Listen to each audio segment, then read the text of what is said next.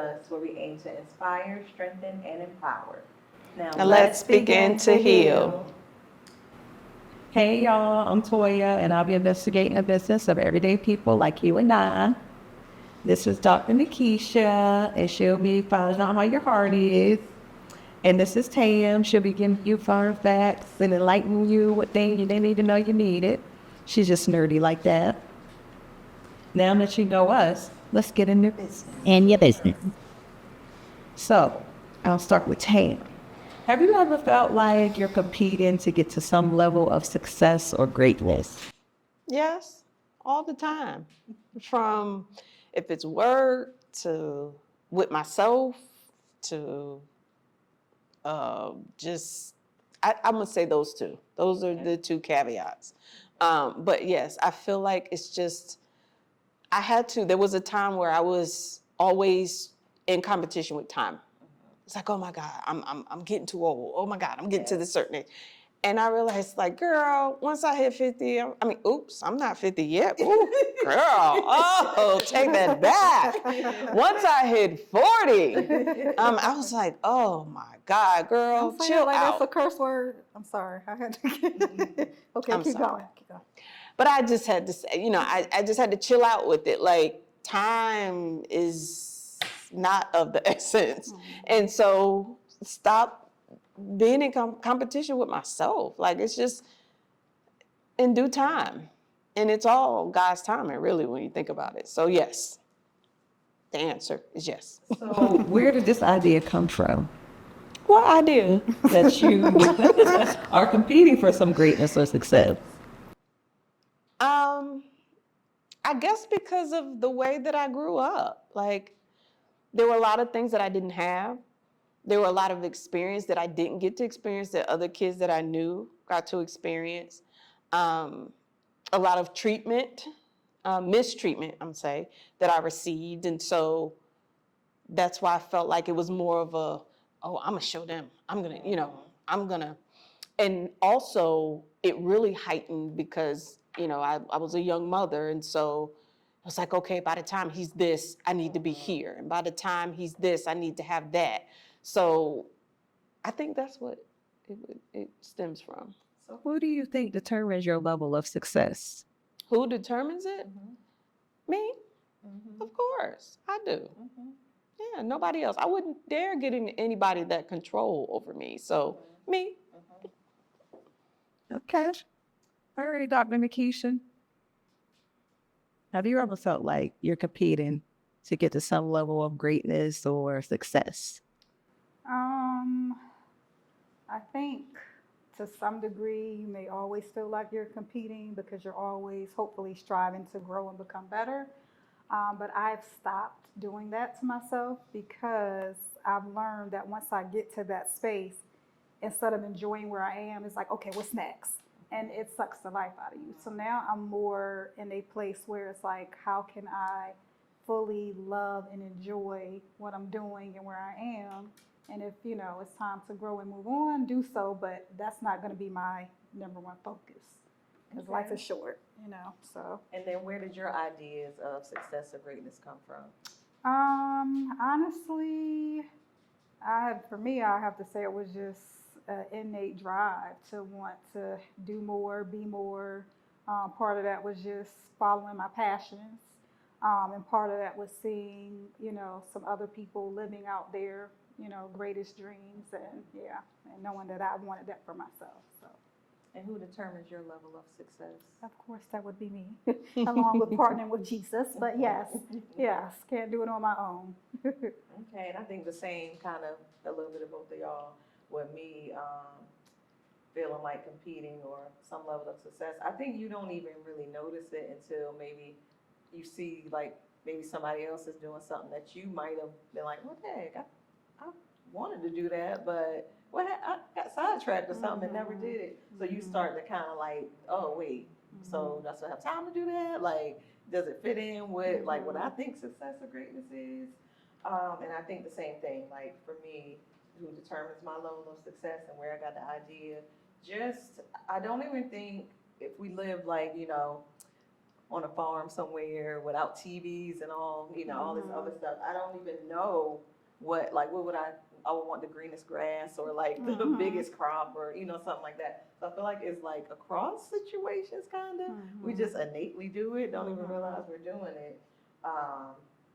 And I think determining my level of success would be a little bit of the outside world and me, because I feel like if I didn't see other stuff going on, I wouldn't even be having this idea of, well, I need to be here and I need to be at this level or I need to be doing that.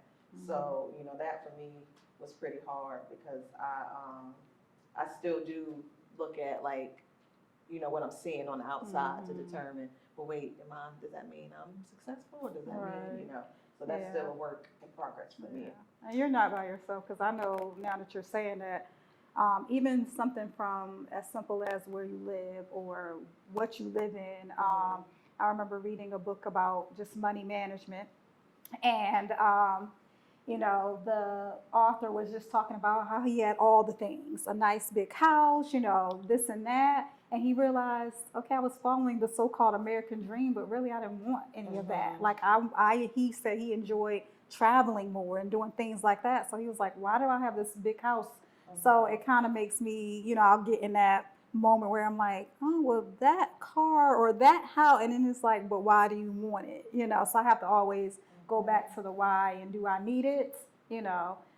To kind of just check myself and check my values and priorities and make sure everything is lined up. So, because like you said, you can, without even realizing it, put yourself on a measurement stick, looking at the outside world and what other people are chasing after. So, have to be careful. I think at the end of the day, we're all on a personal journey, and you are exactly where you're supposed to be for your next level. And if no one told you, I'm proud of you from where you started to where you are now.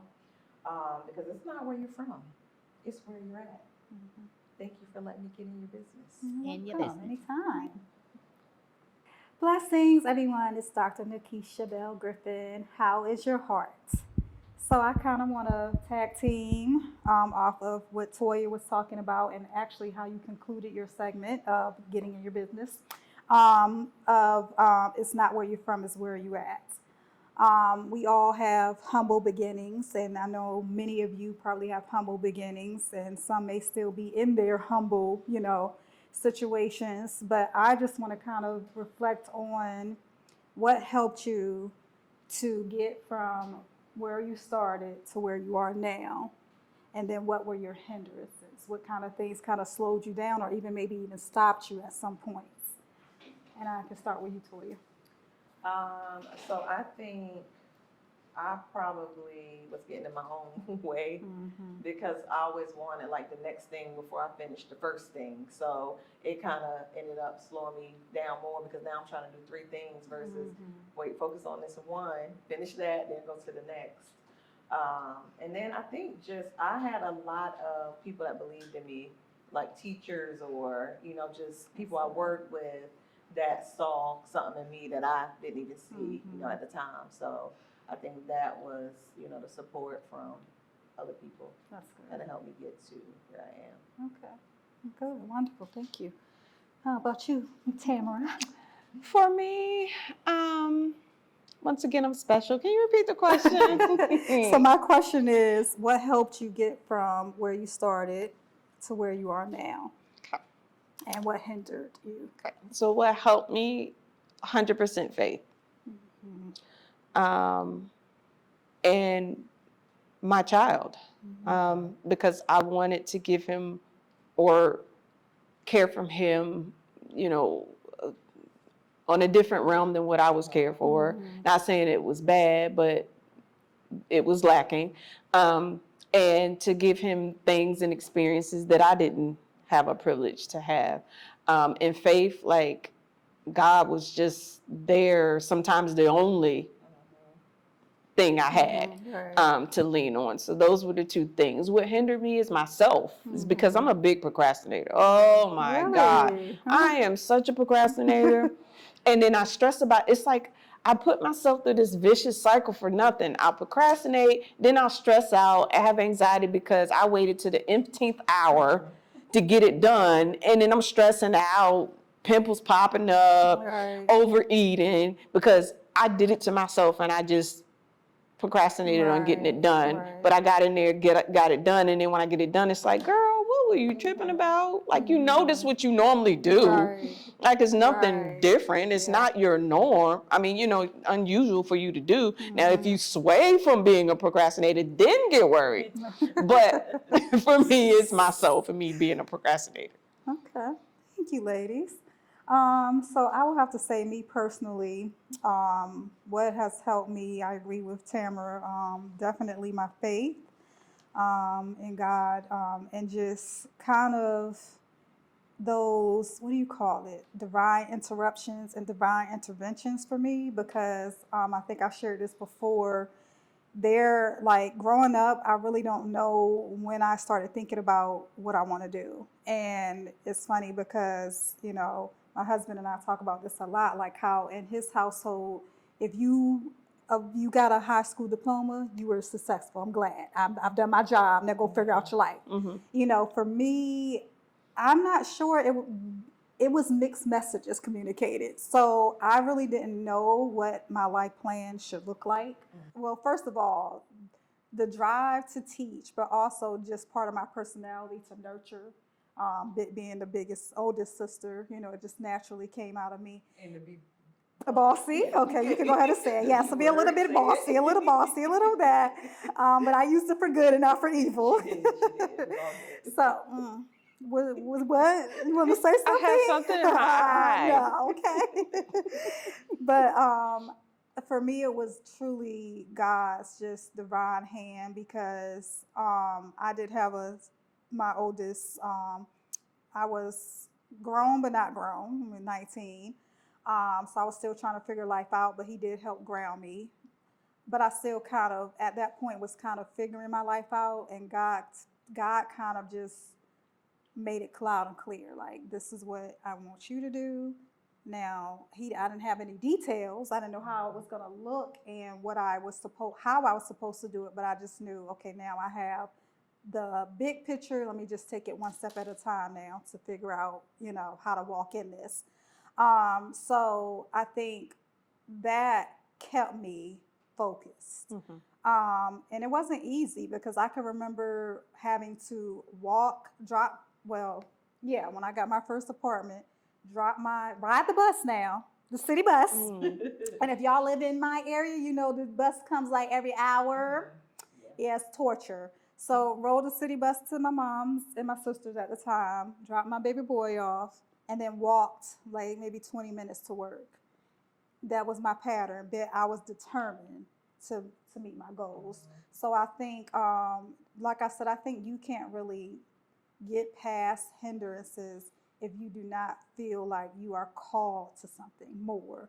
I think if you don't feel like you don't have that something that's driving you, it's going to be very easy to give up. Mm-hmm. And which a lot of people do, because let's keep it real. I know I didn't have a lot of resources. I didn't have a lot of information on how, like, I didn't even know a lot about financial aid and all of that. These things, I just took one step. Like I said, okay, I'm gonna go to the college and see what they can tell me, see what I can. From there, I just gained more and more information, and eventually ended up doing what I needed to do. Mm-hmm. So it takes a lot of perseverance and grit to get past cycles of poverty, which was what we were living in, and just the poverty mindset of it's going to be like this forever. You have to know that it's not going to be like that forever. It's not where you're from, it's where you're at. So if mentally and emotionally and spiritually you're at a place where you have hope enough to believe in your purpose and your calling, because we all are here for a reason, then you can get past, where you're from. So I think, like you ladies said, my greatest hindrance, it was and is myself. For me, it's not necessarily procrastination, which it's perfectionism. So I'm afraid to make mistakes, and I'm working on that healing. I want it right. I don't want to fail in front of others, because like I shared in other episodes, I didn't learn self-compassion. I wasn't shown how it's okay to make mistakes. So it made me very self-conscious.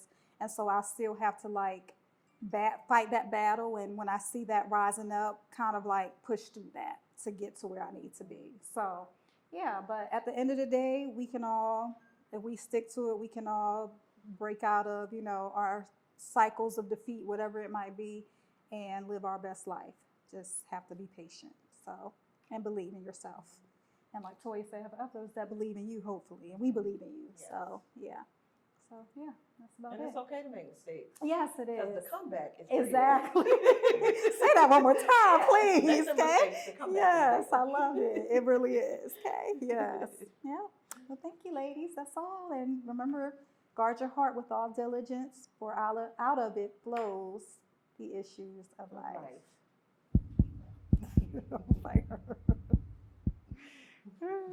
So, welcome. Let's get on, snuggie on up and comfortable over here in the Nerds Corner. So today I have something very special that will aid in healing. And that is local honey for allergy relief. Being that we're in the midst of spring and all the allergies and pollen, and I don't know how many people suffer from it, but a lot deal with allergies. So this is just one thing that I use. And once again, I always gotta add in that juicy disclaimer for you guys. Please, please, please, please consult a professional, doctor, medical, whoever, before giving your child or yourself anything that I suggest. Once again, this is my research, this is work for me, but I felt as though if I share, maybe I'll help someone. And also those who are allergic to bees, you're gonna be allergic to their byproduct, which is honey. Okay. So, to the two of you, really? No. Okay, so the two of you suffer from allergies? Oh, severely, yes. Is it year-round or seasonal? It is seasonal. Seasonal? Yes. Yourself? So I used to, but when I had the last baby, it just went away. Wow. Oh, lucky you. And So that's I know- funny. I know how it feels. Yeah. Okay. It's real. But Yeah. mine didn't start until I had my first child. So Me that's too. funny she Me says too. that. That's Yeah, when mine which is started because I weird. never had issues with it growing Yeah. up until after I had. That would not be And our great old cameraman back there said that, he has year-round allergies. So I'm hoping that the information that I share today helps him. Yes, I'm sure it will. So it is said that, you take honey from a local hive, that it's, it'll help with the allergy relief. A lot of people don't believe it, but I, for about 8 years now, have been doing it. And my allergies are so bad that I was on a nasal spray. I was on 2 nasal sprays and Zyrtec, and start doing this, heard about it, start doing it. And when I started it, I was living in a different city at the time, and then I moved to another city. And I kind of want to talk about that because the honey that you want to get should be from a local hive, about a 25-mile radius of where you live. And that's the reason, because the bees in that area pollinate all the flowers and stuff that is causing the allergy issues. And so that's what you want to get the honey from, to help build up that immune system against the different pollens that are out there. Now, I don't really know if it necessarily helps with like ragweed, because that's another type of allergen that people with allergies deal with, but it's helped me so far. So I just want to get in a little bit of background about bees, and I also want to talk about and bring awareness to bees. The bee population is severely, severely, severely struggling, and a lot of it is over like population and tearing down the trees and the flowers and stuff, because people are building houses, and so a lot of people are scared of bees. Just don't stomp on the bee. Don't kill the bee, because we need the bees. People don't understand that we need bees because bees populate our crops, from our fruit crops, oranges, apples, all the other crops, different crops that we use. They pollinate it. We need them so that our food sources will continue to keep us alive. Right. So please don't kill the bees. We need the bees. We need the bees.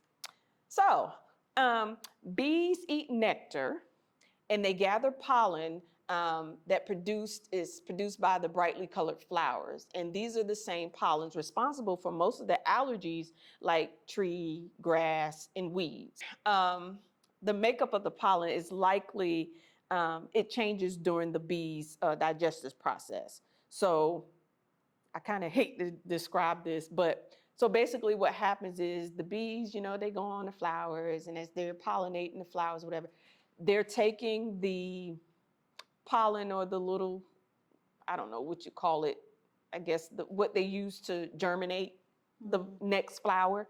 It collects on the little hairs on their body. So when they go from one flower to the next, they're pollinating that flower by having the stuff from the first flower over to the female, over to the male, Okay. and they pollinate that Gosh. flower to help it.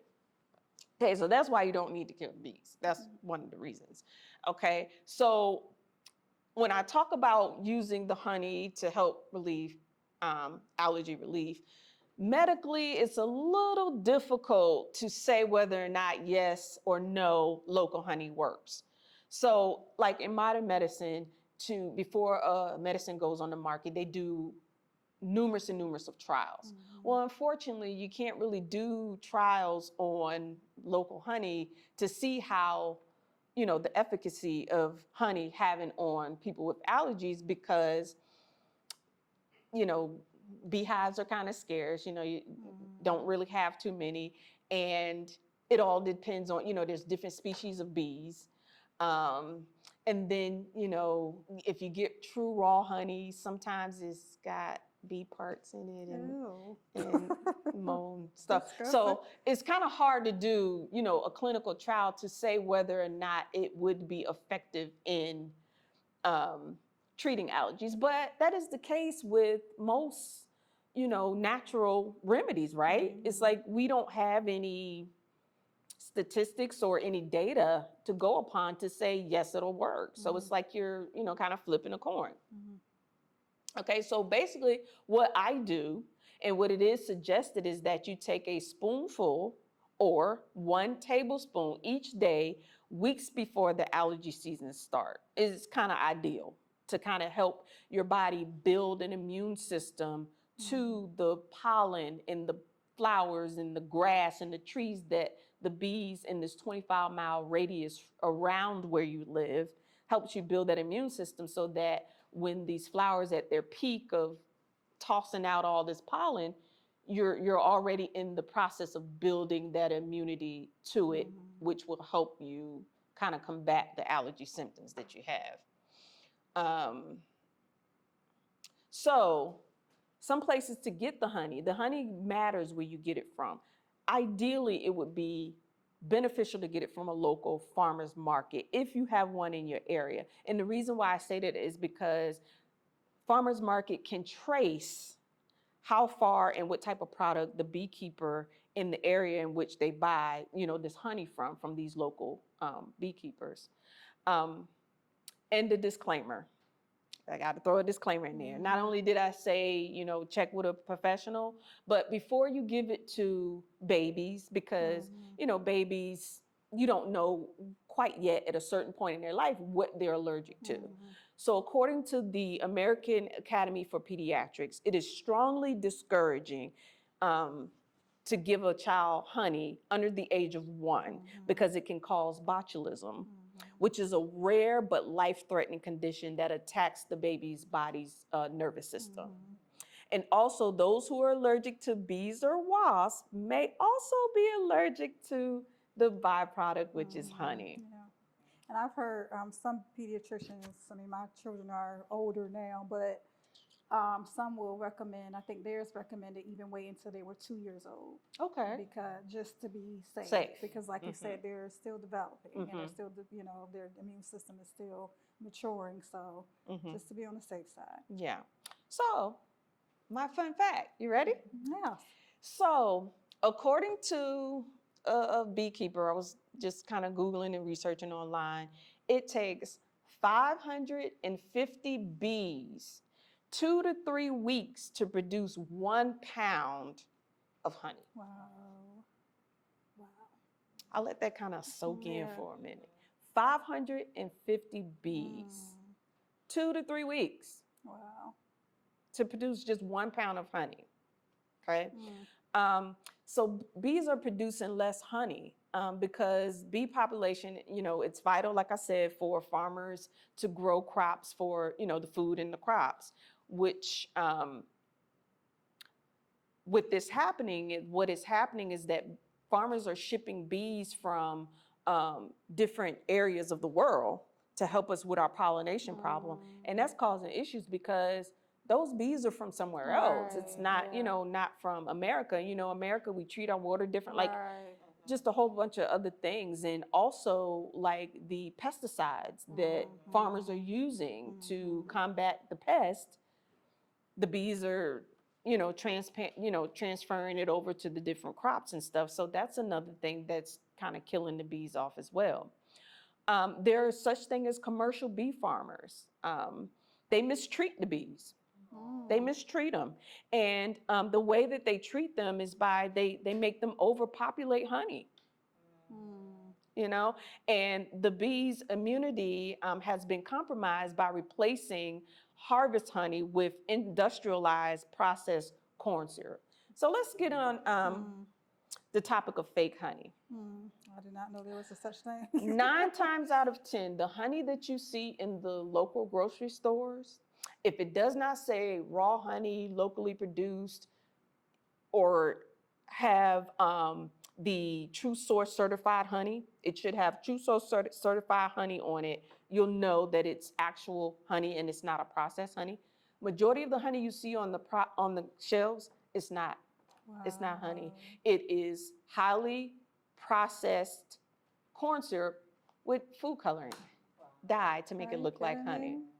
So the cute little bottle of the bear, the big belly, that ain't. Well, how do they get it to taste like honey? That's it. Okay. Just Never like mind, you get a popsicle, tastes like strawberries, and you didn't use strawberries to make it. Wow. Yeah, Disrespectful. Yeah. So regulators have soon figured out a way in how to determine this. And so the regulators aren't looking out for us anyway, or the bees anyway, because what they did, once they figured this out, they switched over to using rice syrup, which I don't know how many people know, but rice is highly arsenic. It has a lot of arsenic in it. So yeah, that's not good either, okay? So most honey in the supermarket, like I said, it's processed, and that process is called filtration, okay? And it's not honey because it removes the pollen. So that's kind of what makes it, one of the things that makes it fake honey is because they remove the pollen. How are you gonna do that when that's what the bee does to make their honey? Okay, so to determine whether or not it's a good sourced honey, like I said, you wanna look at the label and it should say something that says True Source certified honey. This means that a third party has verified the authenticity, the traceability, and the legalities of the honey inside the bottle.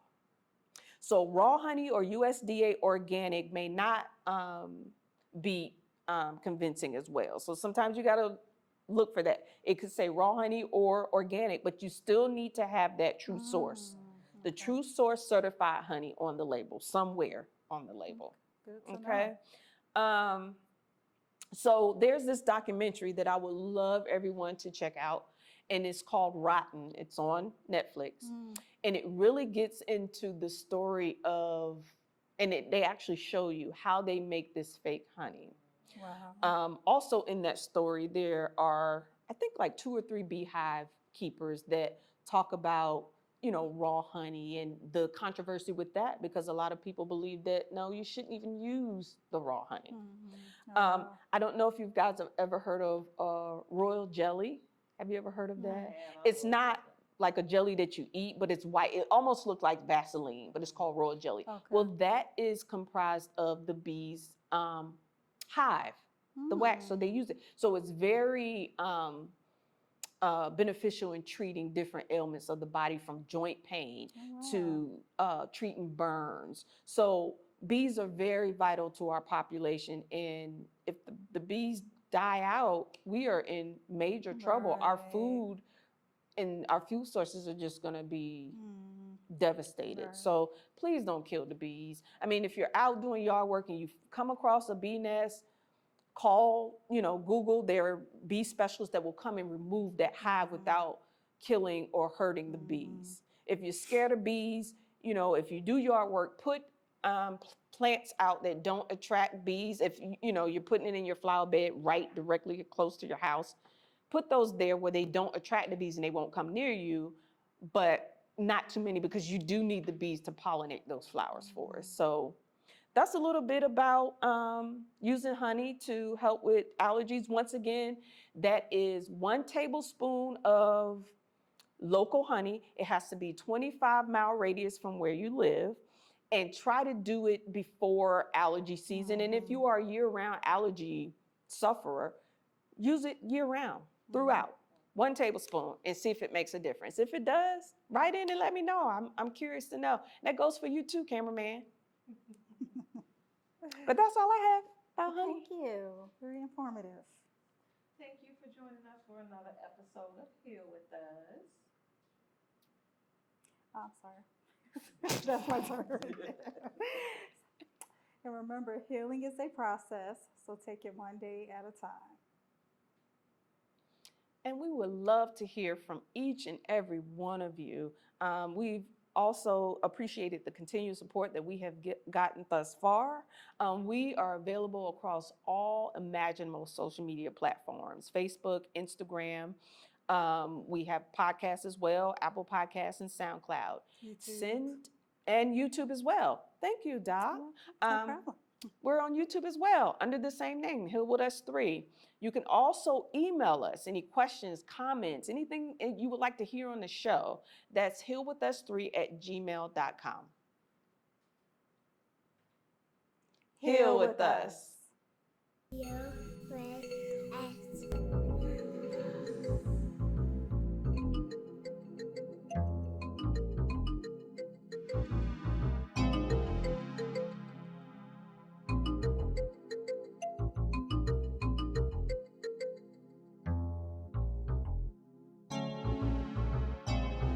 In your business.